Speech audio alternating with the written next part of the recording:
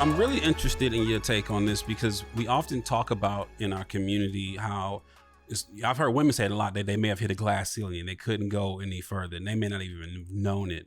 How do you know if you're a Black professional that you've hit a glass ceiling? That's a very good question. And, it's one that I think about from time to time.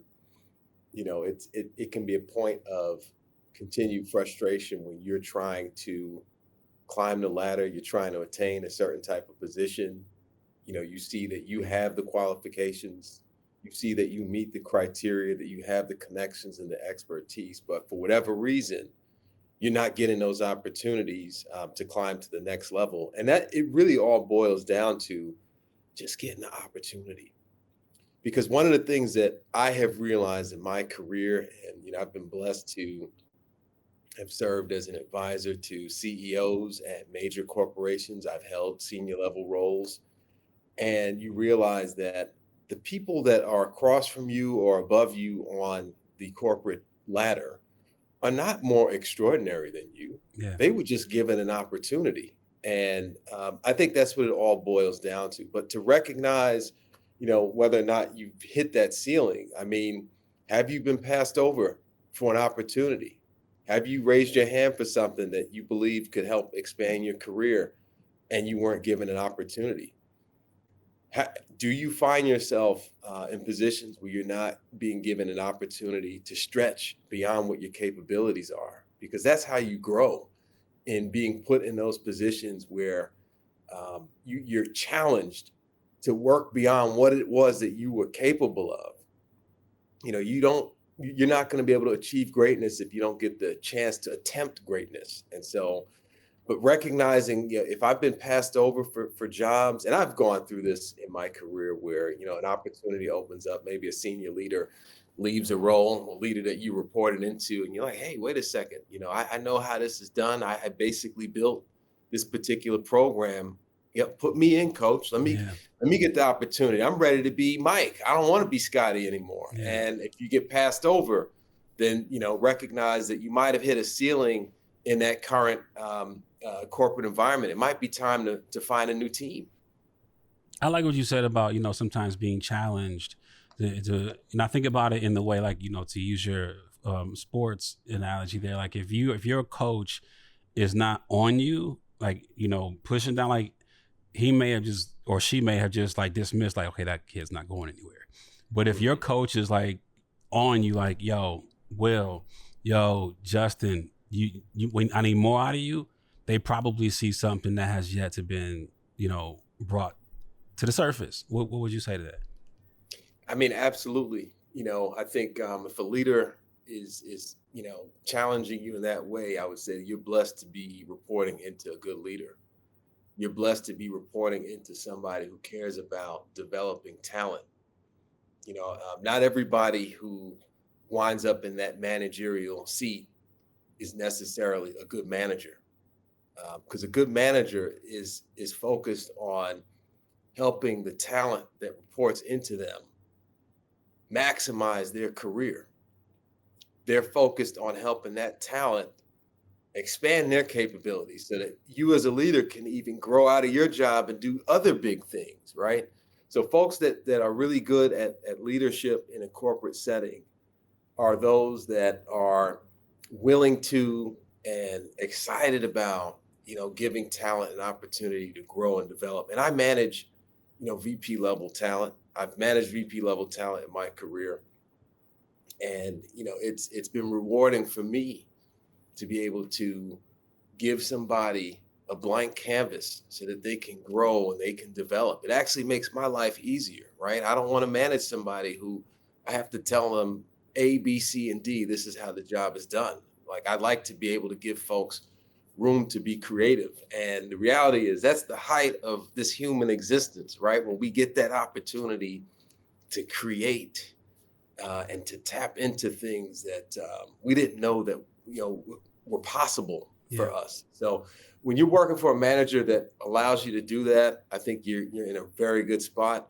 And if you're dealing with somebody who does not care about developing your talent, you have to seek out those opportunities yourself.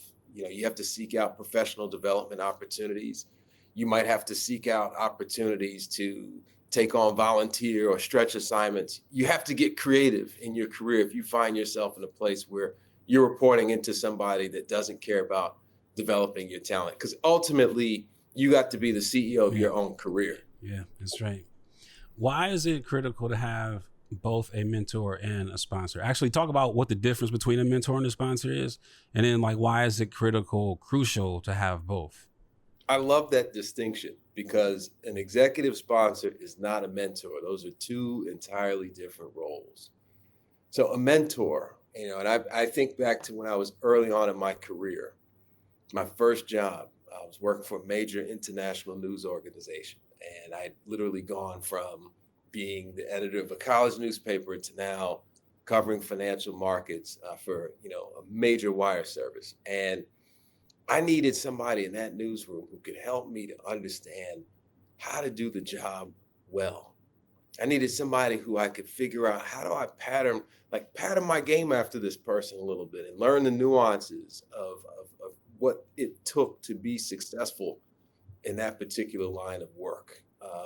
We all need somebody to model ourselves after. That's how we learn a lot of time. You see somebody and then you attempt what it is that they're doing. And so this was a gentleman that, he allowed me, I was stuck covering a particular beat around the initial public offering market. I didn't know anything about IPOs. And if you're not familiar with what an IPO is, that's when a company decides to go public, they sell shares in themselves so that they can raise money. And I had to write about, the hot IPOs. I didn't know anything about this. So I cultivated the guy who previously had that job to kind of teach me the ins and outs of that role. I studied his file. He let me bounce ideas off of him. He became a mentor for me in that room. And as a Black man, I also have to bring up this distinction as well. There was another brother who worked at that company. That was the professional mentor, but I was trying to find my comfort zone as a Black male in that predominantly white newsroom. And, when you're young and inexperienced, those nuances socially can be a little bit challenging. And I found an older brother at that firm. He was part of our Black business resource group. And he helped me to just feel comfortable from a social standpoint in the firm, because you cannot do your best work if you don't feel psychologically safe. Yeah. And if you don't feel psychologically safe, you're not really going to last. And somebody who can help you to cultivate that can be a big help. So those were the types of mentors I've had. And I've gone on to have other types of mentors. I think when you start a new job, it's important to have somebody in there that can mentor you in the ways of that particular company. But I love that you brought up the question and the distinction of mentorship versus sponsorship, because the only way you're going to get those promotions, the only way you're going to climb the ladder is if you have an executive sponsor who has your back. An executive sponsor is somebody who they're in a senior level seat. They have political capital within their company. And folks that are at that level, they're incentivized to try and, develop some proteges, right? It helps their political capital if they identify the next hotshot that can come in and kill it, right? That lets that leader be seen as somebody that should be doing even bigger things in the company. So they're not just doing this because they care. No, it's not just out of the goodness of their heart. If you're an executive and you sponsor the wrong person, that could diminish you. Like, you put this person on, are you kidding me? Yeah. So definitely there's an incentive. Now, there are nuances for Black talent. I've had 3 executive sponsors in my career, Will. All 3 were white men, and I will always be grateful to them. And this is the other challenge, in doing research for my book. One of the most unfortunate things that I discovered is that sometimes Black executives don't want to sponsor Black talent out of fear of seeming like they're just trying to, put other Black people on.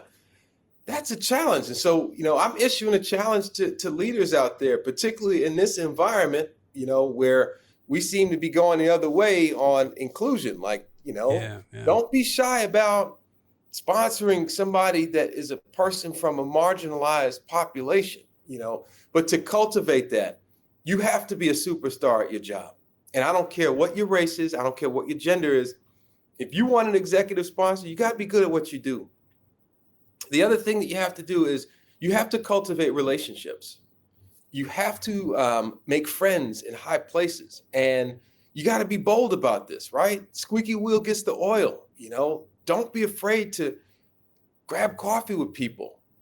Don't be afraid to ask people out to lunch and see what the vibe is with a particular leader. And if the vibe is there, then you start to cultivate that relationship. And if the vibe is not, you keep it moving, but you're never going to get ahead without an executive sponsor. And my challenge to people of color who work in these environments is, you can't just sit back and expect that to fall in your lap. Sometimes you fall on good soil and sometimes you don't. And I get it. And maybe you're in an environment where it's not possible. But if you're in a place that you feel comfortable, I think it's important to cultivate sponsorship. And the other thing too, Will, is there's 3 types of friends I think everyone needs to have in corporate America. So you definitely need to have friends. And I'm using the word friend intentionally, but this is really about networking. And I have a whole chapter on the secrets to networking the right way. But you got to have 3 types of friends as part of that network, right? You got to network with people on your level, your peers. Iron sharpens iron, right? You're always competing with folks at your level, whether you know it or not, in corporate America. They might be your friend, but you're at the same level. There's competition for the select few promotions that are going to go out, or bonus pool money, and they're deciding who gets the bigger share. There's always competition, but definitely you want to have friends within that network that's at your level. The second type of friend that you got to have is you got to be a mentor to somebody else. Even if you're an entry-level employee, you need to be mentoring somebody that's about to graduate and go into corporate America. Because when you serve as a mentor to somebody, it's another way of holding yourself accountable. I'm not going to be worthy of being seen as a mentor by somebody if I don't have my thing together, if I'm not worthy of being their mentor. So it's a way of keeping yourself sharp. That person that you're mentoring is going to hold you accountable. And then the third type of friend, it gets back to your question around sponsorship. The third type of friend you want to have when you work in corporate America, you want your boss's peers in other departments to know who you are and to be in your network and to be folks that will, when your name comes up, when they're deciding who to promote or who to, give the bigger bonus to, I know that person. Yeah, I vouch for them. So, I think that's the distinction, and it's not easy. I don't think it's easy for anybody, whether you're black, white, or whatever, but there's a nuance to it for Black talent. And that's how I think about that distinction between mentorship and sponsorship. How do you know when it's time to leave a job versus when to just stay and fight? So I love that question as well, man. And it's almost like you read the book, because I have a whole chapter called "Knowing When to Stand on Your Convictions and Know When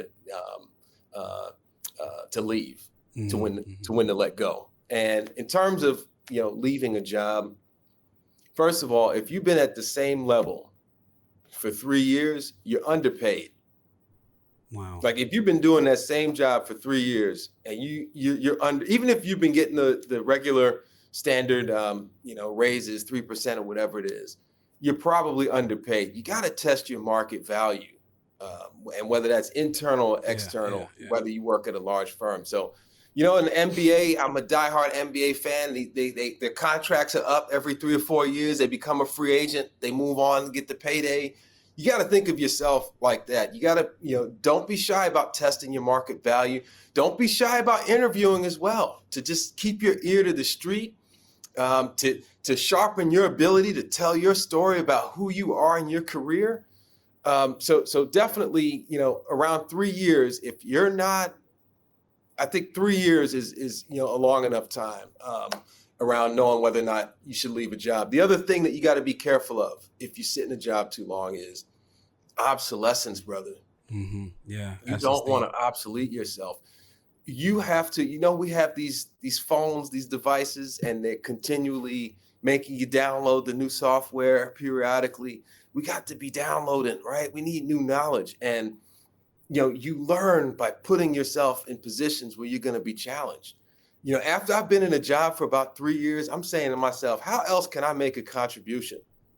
And Yeah, even if you yeah. stay in the same company, how else can you make a contribution to that particular company? You don't want to typecast yourself. And the other piece too, Will, is life is too long to sit there and just do the same job Yeah, over yeah, and over again. The years of folks, working for a company for 25 years, doing the same job, that's over, yeah, man. yeah, yeah. Companies, whether you realize it or not, the ground is always shifting beneath our feet. And, you put yourself at risk. There's always going to be reorgs, there's mass layoffs, and, you can't be too comfortable. I think the comfort zone could be a very dangerous place, brother.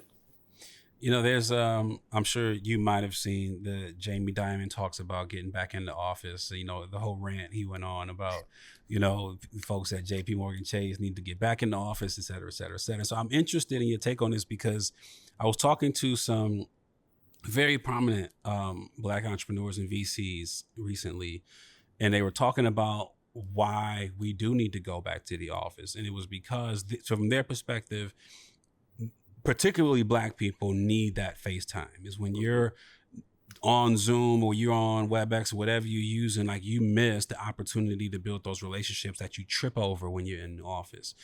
And so many folks on the other side are like, but there's other parts of my life that make me able to do this job because I'm either hybrid or I don't even live in the same place that my employer is, located or whatever. So I'm just interested in your take on this wave going back to return to office. There's some people still holding on to, this hybrid or remote work foundation, but I'm interested in how you see this playing out for us, particularly Black entrepreneurs and creatives. So on the one hand, I have seen commentaries around how Black people benefited in some respects from being able to work remotely because, there was a sense of, all right, I'm not dealing with microaggressions or, I'm not dealing with some of the uncomfortable social aspects that can happen to a person of color, working in an office setting. But honestly, man, I think we got to put fear aside, right? There's certain aspects of life we've been dealt certain cards, and we have to play those cards, as best we can. And my perspective is, and I'm a creative guy, right?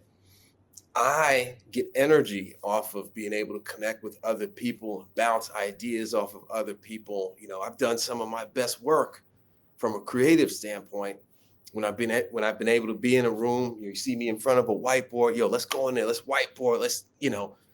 So I understand the logic behind let's get people back in the office and let's, get to work. I think people like flexibility in their lives. I think, a lot of people have been working a certain way over a 5-year period, but I'm not mad at the idea that, people need to be together, right? Human beings, we are social animals, right? We're made to be together. That's where the magic happens, right? I struggle with sitting on Zooms all day, I remember that year when the pandemic happened, it felt like I was chained to my computer. Like your house was a prison because you wake up and the minute you open that laptop, you're at work, and then you close it. It's just like you're always at work, working like that. And, I'm a big fan of getting out of the house, putting on some nice clothes. You need a reason to shave. I'm going to the barber to get this beard edged up tomorrow because I got more in-office meetings. I like that interaction. For people who work remote, I'm a big proponent of, have you ever been to the industrious co-working space? This is like free advertising for them, but I think it's a wonderful space because even if you don't work with other people, you're around other human beings. There's an energy that's flowing. And I think that from a creative standpoint, we suffer when, folks are not in settings together. That's my perspective. I think people don't like feeling forced into things. I don't think people like to feel as if, there's some overseer that's controlling their lives. So I get, where folks that are the detractors are coming from, but Yeah. definitely I understand what those creatives are saying. I understand what the CEOs are saying, that, human beings, we benefit from being around each other. And then the other piece, Will, is our economy benefits from folks being out of the house, right? We've been in a big commercial real estate drought for a long time now. I'm in the New York metropolitan area. A lot of businesses have suffered. I used to love Roast Kitchen. That's where I went to grab lunch from time to time. They went out of business. So Yeah. businesses have suffered. I think it's better that we get up and we get out, and get together again. I want to talk a little bit about like how we manage ourselves from, that's the foundational levels like sleep, diet, exercise, and being corporate athletes in a way. How do you recommend we manage ourselves so that we can bring that A game? Yeah. So the best investment that we can ever make, the best investment that we will ever make is in ourselves. And that starts with our body. We are a body, and, in my book, I talk about Black men in particular. We have the second lowest life expectancy of any demographic in this country. The only people who are living shorter lives are our brothers from the Alaska Native American population. And, a lot of us, we hit the gym, we work out, but we don't go to the doctor. The stresses of corporate life, because we are Black men, they might hit our bodies a little bit differently than they hit other people's bodies. We're more likely to have hypertension and, heart disease and certain types of ailments. So I think it all starts with, you got to go to the doctor. And I'm imploring brothers, to go. I've lost a couple of industry colleagues. The brother that I worked with died at the age of 45 of a heart ailment this past January. Another brother that I work for, he works for an NBA team, and suffered a massive stroke. He's not even 40 years old yet. In my book, Company Men, I interview brothers who they talk about the effects of stress on their bodies. And, one brother I interviewed, he was working on a campaign and it didn't go well, and it caused his company to lose $1 billion in sales. He goes to the doctor, during that time, and the doctor says, "Brother, you can't live with your blood pressure this high." And then he gets fired from the job, and then his blood pressure normalizes, right after he gets fired. So we have to recognize that there is a certain level of stress that comes from working in corporate America, but we got to stay on top of our bodies. Step number one is going to the doctor. Step number two is the type of food that we're putting in our bodies. There's a lot of garbage out there. Yeah. There's a lot of Easy to get. It's easy to get. It's cheap. There's ads that are trying to brainwash us to eat a lot of this garbage. It feels good to eat some junk food after you've had a stressful day. But, it's garbage in and garbage out. And longevity for me has definitely become a focus for Black men, because when we die at our peak earning years, that's lost wealth. That contributes to the racial wealth gap. And I love that you brought up that analogy. We have to train for this like athletes. Yeah. You want that C-suite job? You want to break through the glass ceiling? You're not going to get there if you're sick. Mm-hmm. They're going to give it to the healthy people. So we got to take care of ourselves. And I'm seeing too many brothers between the ages of like 35 and 50 that are suffering from, stress-related ailments that I think lifestyle choices can help fix. And then we got to figure out better mechanisms for dealing with stress as Black men.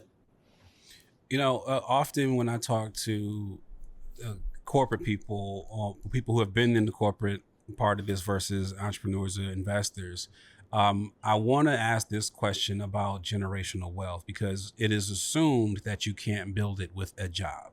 Yeah. And I'd like you to touch on your view and how, because this podcast is for people, whether they're in technology, building technology, leveraging technology, and interested in wealth. How do you build it with, the proverbial 9 to 5, or, when you're checking in and you're not the CEO, you're not the owner, you're not the president?